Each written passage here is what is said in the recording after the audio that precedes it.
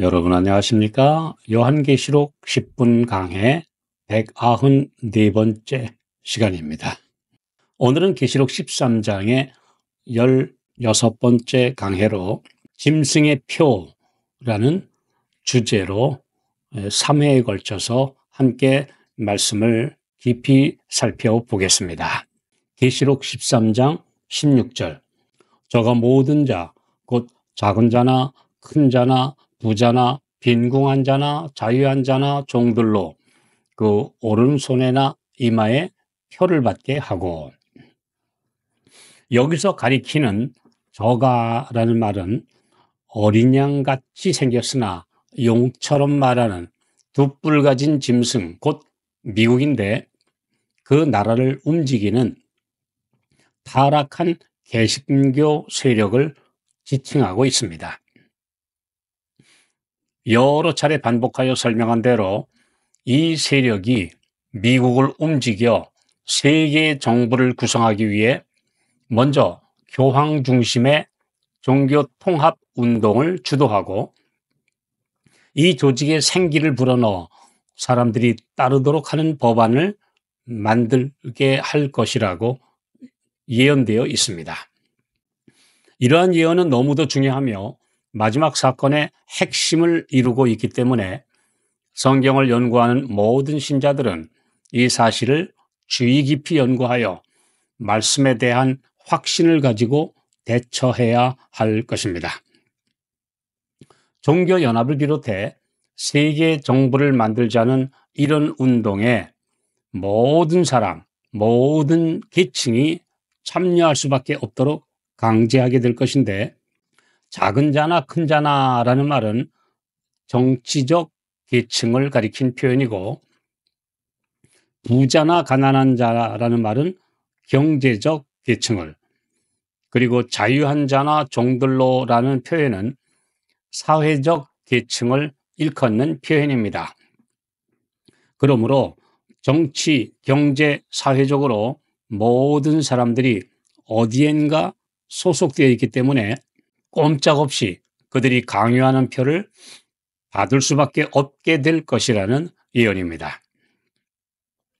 그 오른손이나 이마에 표를 받게 하고, 오른손은 행동, 노동, 동의를 뜻하며, 이마는 사람의 뇌 중에서 대뇌가 자리 잡은 곳을 가리키는데 마음, 생각, 사상을 뜻하는 표현입니다.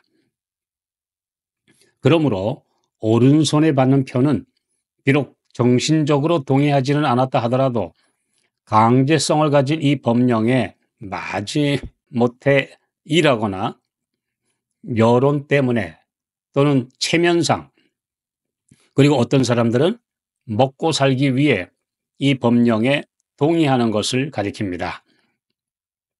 그리고 이마에 표를 받는 것은 사상이 같기 때문에 이런 운동에 진심으로 따르며 앞장서서 충성을 다한다는 것을 의미합니다.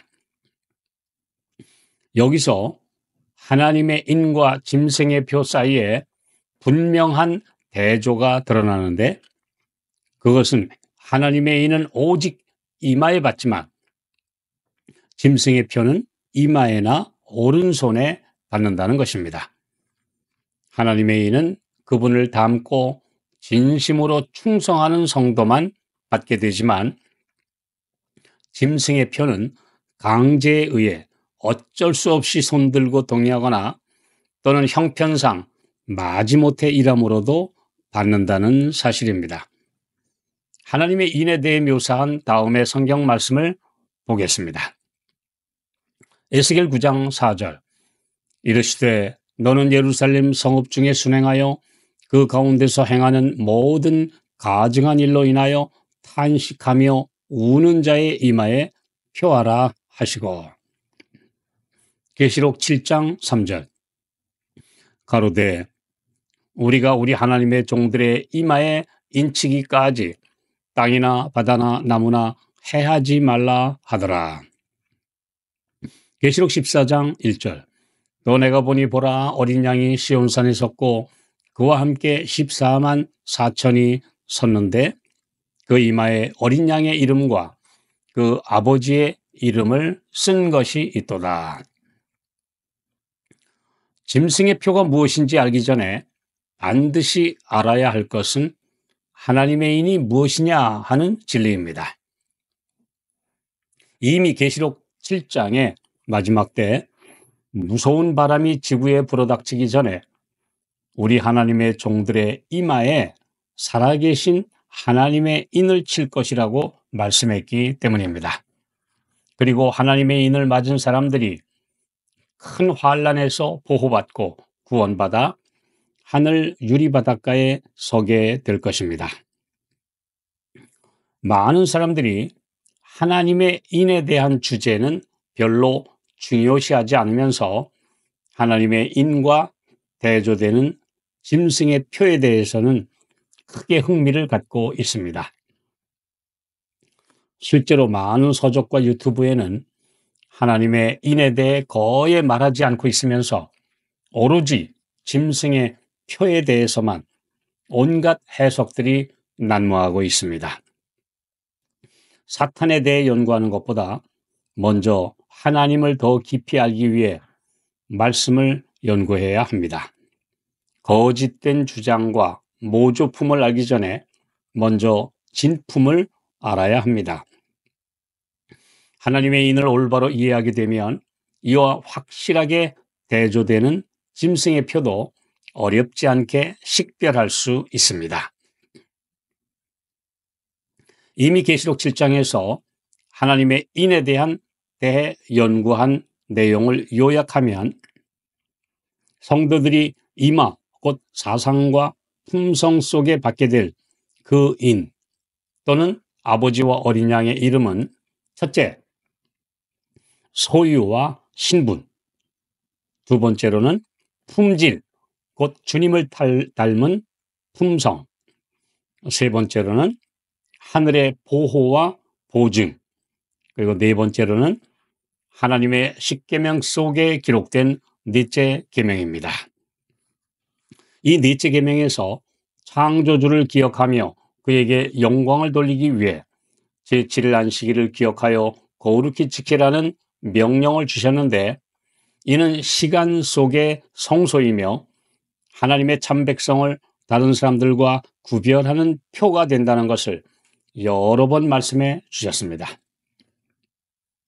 십계명의 어느 다른 계명에도 여호와 하나님의 직인이 기록된 계명은 없습니다. 오직 제4계명에만 그분의 신분을 증명하는 사인이 들어 있습니다.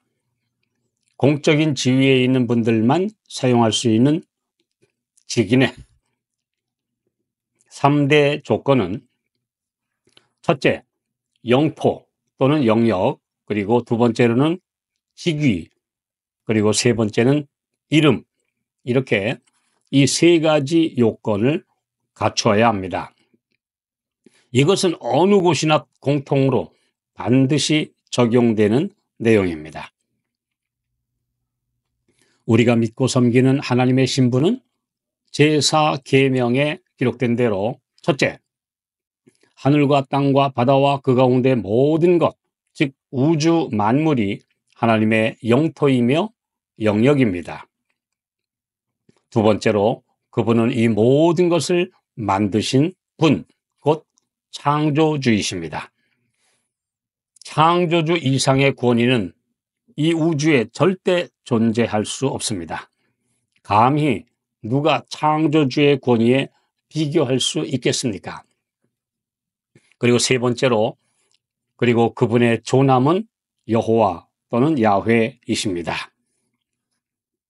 그분의 이름의 뜻은 I am that I am, 즉 나는 나다라는 절대자의 이름이십니다. 이 직인의 세 요건을 충족하는 계명이 제4계명이고, 일곱째 날 안식일에 그분을 경배하는 것은 창조주를 기억하며 그분께 예배하는 것으로 모든 피조물이 마땅히 순종해야 할 창조주의 명령입니다.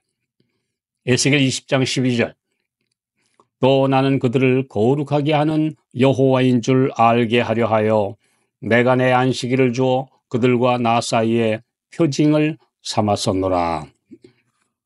그러므로 하나님의 인에 반대되는 짐승의 표가 무엇인지는 너무도 쉽게 판별할 수 있게 됩니다. 다음 회에 확실하게 이 문제를 확인할 것입니다.